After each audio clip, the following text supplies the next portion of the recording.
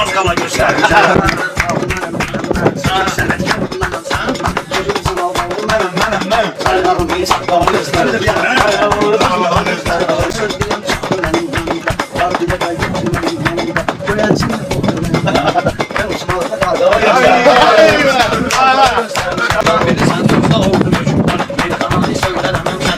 Mənim də bax özümə görə gücüm var. Qapan kimi qala göstərmişəm.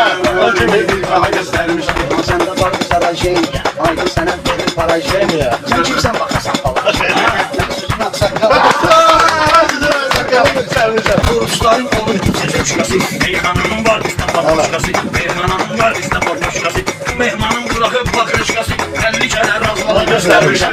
Bu ayrılan tez cevabım belgine. Az benim bu beynimi çöndərginə. Dedim geri değil dedi göstərginə. Çıxardım anormala göstərmişəm. Çıxardım anormala göstərmişəm. Allah özünü əcəb falsı edirlər. Eşqə düşüb özünü aşıq edirlər. Hak video programını təsdiq edirlər. Özünü TV serialına göstərmiş.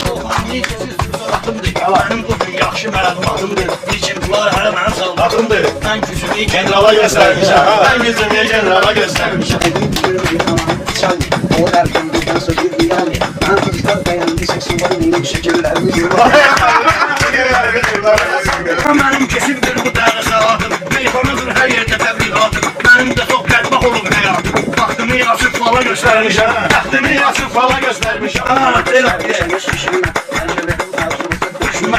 İşte sen görmüşsün. Düşünme. Ben bana sokmuşum. Dala göstərmişəm.